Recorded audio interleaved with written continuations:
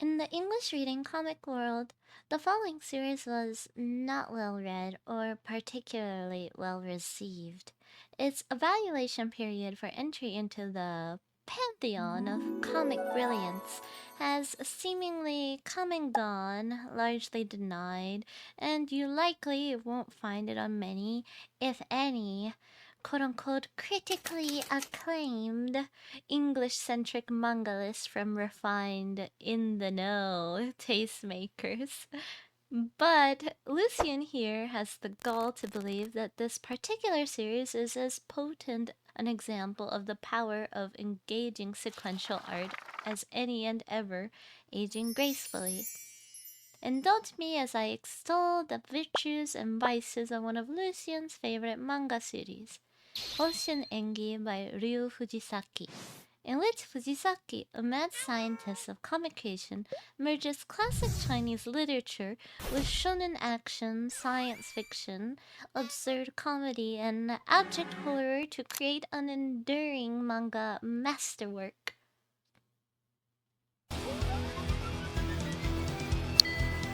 Hoshin Engi, a marvelous monstrosity of a manga by writer and artist Ryu Fujisaki, began serialization in the 1996 number 28 edition of Weekly Shonen Jump magazine. The cover is dated to June 24th, 1996, but the actual store release is likely earlier.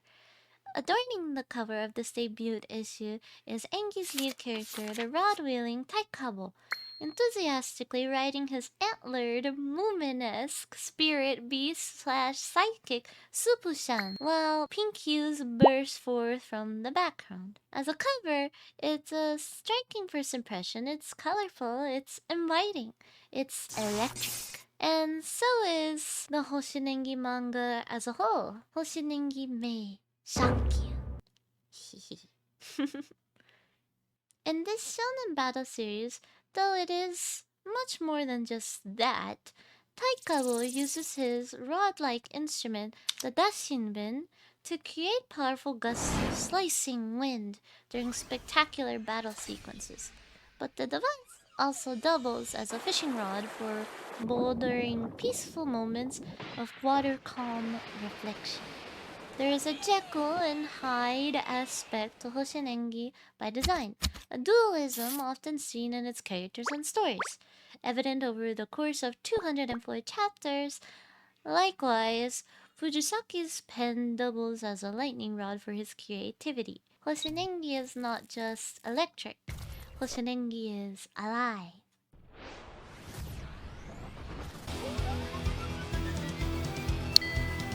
Hoshin Engi's liveliness in part comes from its tonal shifts, its a rhythmic heart. There's always a thrill or chill waiting within its pages to sneak up and jolt the reader, to keep their fingers flipping to the next chapter in eager anticipation for what could possibly happen next. Early on in the manga, an action scene occurs in which Taikabo uses drunken fist boxing to defeat an opponent who has already given Bull a perm hairstyle. A few chapters apart, hungry tigers maul slaves and distribute their innards across trees while depraved, decadent nobility watch from a boat floating on a wine-filled pool. The frenetic world of Hoshin Engi encompasses the comical and the concerning juggling mood changes, like a jester criticizing a king. In 2012, a prominent manga pundit for Anime News Network gave Hoshin Engi a middling review, but admitted in that review that he read the entire 23 volumes in a day, which Lucian would say is a testament to Engi's addictive qualities and Fujisaki's page-turning prowess. Its Frankenstein monster style creation gives the manga a sense of freshness, even as it combines ancient dusted off text. The basic concept of the story is based on the 16th century novel Feng Xin Yang Yi by Shi Xiongrin, and with stalwart shonen tropes filtered through the pen of someone with decidedly different taste. Fujisaki mentions in the side notes of Hoshin Engi Volume 1 that, quote unquote, it was decided that I would draw Hoshin Engi, meaning it was not his idea to adapt classic Chinese literature, but the idea of someone else at Jump, which initially worried him. He also states, I'm a self professed sci fi mangaka. Yes, self professed, originally. So I didn't think that I would be drawing a historical fantasy like this. I like science, psychology, and literature. Regarding history, I love ancient Rome. That was about it. From the Viz English edition of Hoshin Engi Volume 1, translated by Tomo Kimura. Nevertheless, Fujisaki began researching Chinese history in earnest to prepare for the manga, and the rest is, well, something more than history. It's art. Fujisaki is a literary minded manga creator, and in the volume 1 side notes, he lists Rohan Koda, the pen name 19th century Japanese novelist, as influential to him while creating Hoshin Engi. More in philosophy or perspective influence than in actual plot points, though. Lucian highly recommends the short story collection Pagoda, Skull and Samurai, translated to English by Chicoire Mullern, as an introduction to Rohan's works. It includes the five-storied pagoda, a riveting one-story depiction, among other ideas, the immortality of art. Chicoire Mullern's biography on Koda Rohan is also worth reading as it gives detailed insight into Rohan's philosophy on art creation and also information about Rohan's writings not yet translated into English. Overall, Fujisaki's manga is a monster mash of seemingly disparate parts that create a chaotic yet ultimately cohesive 23 volumes of often beautiful, sometimes deranged, and always energetic sequential art. Ignore the patches and stitches and nuts and bolts holding the story together as it threatens to burst at the seams from the sheer amount of crazy stored within it. Or don't, and marvel at the audacity that such a mayhemic manga dares to exist at all. In Volume 1, Fujisaki comically includes a strip between himself, depicted as a sort of clown, with a star-shaped head, and his editor, Mr. Shima, Tomoyuki Shima, concerning his less than accurate adaptation of Houshin Engi. Mr. Shima says, things would be easy if you drew it like the original story.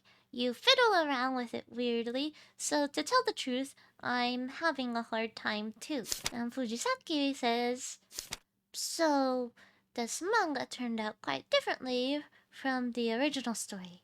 To fans of the original, I'm sorry. Mr. Shima, I'm sorry.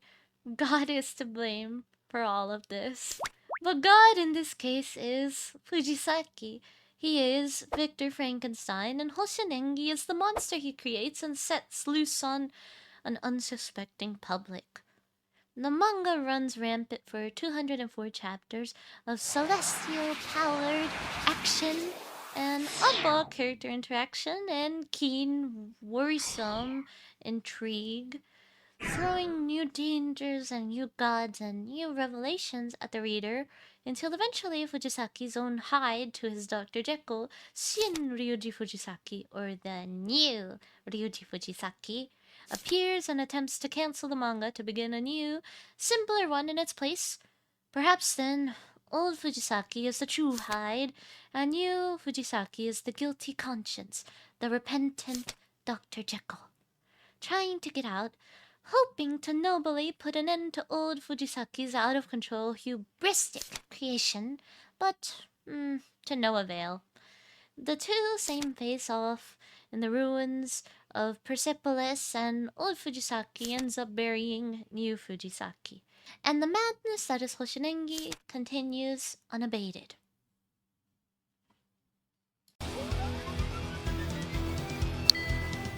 Okay, metatextual elements aside, what is Hoshin Engi about?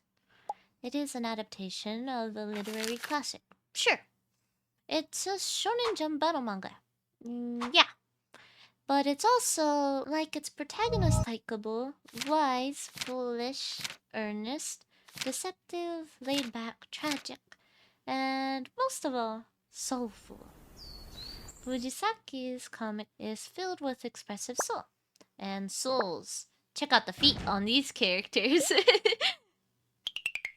Certainly, the manga very well should be full of soul, as soul is an important aspect of the plot. And the oft repeated hook of the story goes something like this. Slacker hero Taikolo is given a list of 365 names and tasked from on high to Hoshin, or seal the souls of these beings the names are attached to, for the sake of supposedly a greater good. Remember, Engi's debut year was 1996, a very gotta catch 'em all moment in time. The original Pokemon games were first released in Japan on February of 96, beginning a collection craze that will continue until present times. Forget 150 monsters though. How about capturing a unique soul for every day of a calendar year? Kids will love it. The soul hunting aspect, however, is merely a small seed of story that will eventually blossom into a bountiful garden fruitful with bravery, cruelty, schemery, cutlery, strategy, and conspiracy of the human and alien variety. Still, soul collecting is a strong enough concept for the beginning of a Shonen Jump battle manga. An ironclad setup to ensure a variety of characters' introductions and advancements in action, and it is a premise that can be explained simply. The inner workings of Hoshin Engi's plot, however, are more complex. Dig deep within its pages and hidden histories are brought to light. What else was going on in the entertainment realm of June 1996? Well, in Japan, the homeland of Hoshin Engi, the Nintendo 64 gaming console was launched on June 23rd, along with the critically acclaimed 3D platformer Super Mario 64, a game that would influence a multitude of 3D platformers to come. That day, 6,000 plus miles away, pro wrestler Stone Cold Steve Austin caught on the cultural zeitgeist of America in a chokehold when he won the WWF King of the Ring tournament and spouted unscripted what would become his signature Austin 316 says catchphrase, and beginning his ascent to pro wrestling superstardom and the birth of many, many Austin 316 t-shirts, one for each child of Appalachia. 4 days after Engi's cover debuted on June 28th, the Eddie Murphy remake of The Nutty Professor hit American theaters and became a box office success. Despite the temporal closeness of this premiere to Hoshin Engi's own, the mad science genius of Engi vibes much more with the original Jerry Lewis film from 1963 and its vibrant technicolor hues of pink, purples, and blues. What else was being serialized in Weekly Shonen Jump during Hoshin Engi's debut? The big news was that Inoue Takehiko's popular basketball manga series Slam Dunk ended its Weekly Shonen Jump run on the week before, and Hoshin Engi was the rookie replacement coming off the bench to fill that spot. So one might have said Engi had big shoes to fill in replacing the void left by basketball player size sneakers of the endearing Slam Dunk cast. Though this point was rendered moot once the shoe sizes of Hoshin Engi cast were revealed. Shoe sizes which may still be unsurpassed in shonen history to this day. In seriousness, Hoshin Engi never reached the critical and commercial success of Slam Dunk. Few comics do, as Slam Dunk has sold 170 million and counting copies worldwide. But Engi was not a flop in Japan in any sense, selling 23 million copies over the years and wrapping up its story amicably without getting chopped by the dreaded Shonen Jump axe of cancellation. To this day, Hoshin Engi is a beloved manga series in Japan, as evidenced by two anime adaptations of varying success, a stage play musical, multiple video games, ranking 68 on TV Asahi's Top 100 Manga poll conducted in 2020, and ranking 19 of 50 on a Manga That Defines Myself Japanese poll of over 600,000 Japanese voters. So while Engi received no acclaim in the West, that is not the case in Japan. One manga of note being serialized during Engi's debut was Sexy Commando Gaiden Sugoiya Masaru-san by Kyosuke Utsuta. Utsuta was known for this gag manga series, serialized from 1995 to 1997, and the later equally amusing Pew to Fuku Jaguar, or Flute Blower Jaguar, or Blow That Flute Jaguar, that began in the year 2000. Sexy Commando Gaiden was about one-third into its run when Engi debuted, and the manga seemed to inspire Fujisaki's own haywire humor stylings, as evidenced by an interview with Fujisaki in the number 30 1998 issue of Weekly Shonen Jump, where he puts Sexy Commando in his top 5 manga recommendations due to its weirdness, a trait he seems to admire in comics. Other manga serialized in Hoshin Engi's debut issue include Nobuhiro Watsuki's Rurouni Kenshin, Yoshihiro Tagashi's Level E, Riko Sanjo and Koji Inada's Dragon Quest Dai no Daiboken, and Hirohiko Araki's JoJo Bizarre Adventure Part 5 Golden Wind, and a host of delinquent genre manga. Also of interest is Masaya Tokuhiro's Kappaman, as Eiichiro Oda of eventual One Piece fame and fortune was an assistant on at that time. As briefly mentioned earlier, Hoshin Engi is loosely based off of the 16th century Chinese novel Fengshen Yangi, often translated as The Investiture of the Gods, or The Creation of the Gods in English. Fengshen Yangi depicts over the course of 100 chapters the involvement of many immortals and spirits in the fall of the Shang dynasty. Fujisaki based his adaptation off, naturally, a Japanese edition of the story translated by Tsutomu Ano, published in 1988 by Kodansha. This is just Lucian's own unfound speculation, but he feels that the spirit beast Bunchu rides, inky black Koku Kirin, was designed based on the cover volume of the Ano translation, which depicts silhouetted spirit beasts being ridden by various immortals. Koku Kirin's own slick silhouette would fit right in on this cover. But anyways, Fujisaki's shonen rendition of this classic Shenmou gods and demon fiction tale takes many liberties, changing the story structure and chronology. It is not a straightforward retelling in the least. Though, having read an English translation of Fengshen Yanli in its entirety, Lucian found the classic version far from straightforward itself, with winding narrative paths and a huge cast of fantastical characters that dip in and out of the story.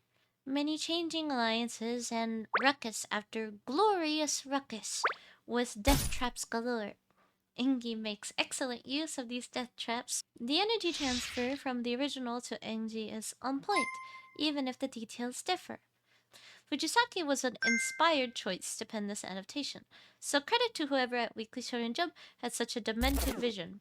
Perhaps it was editor Mr. Shima. Basically, Fujisaki's chronologically chaotic adaptation is quite fitting for the turbulent times depicted in Fengshen Yangi.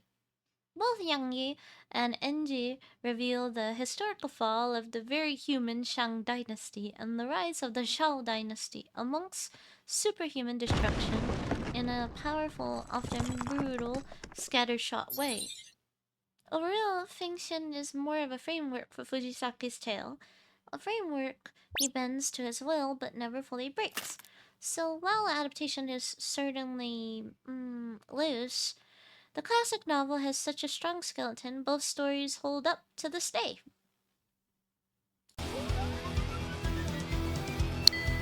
Houshin Engi is not the only inspiration Fujisaki draws from to create the world and characters of his manga.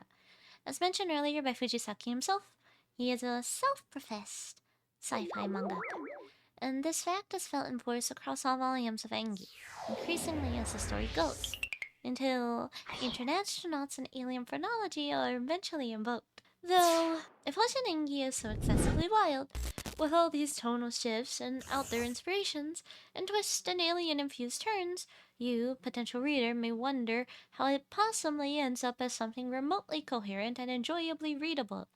Well, the reason it is an enjoyable, fun to follow manga, despite its unrelenting energy, is because the consistent through line in the series, besides the always high quality artwork, even when the story threatens to collapse under its elephantine weight, is Fujisaki's strong character work. Due to the shape of the characters, Fujisaki delineates and defines and how they interact with one another in the Hoshin Engi world. The manga was able to keep readers invested throughout its serialization from 1996 to 2000. No easy task, as Weekly Shonen Jump competition is cutthroat, and therefore it did not matter how crazy or conspiratorial the plot got. The readers stuck around because they loved the cast. Like most great comics that endure, Lucian believes Hoshin Engi endures because of strong reader attachment to its engaging characters. Though Lucian partially enjoys the lunacy of the plotting, the manga has a strong core cast a more conservative reader can latch onto and not fall off during Mr. Fujisaki's wild ride. Let's take a look at some of these characters.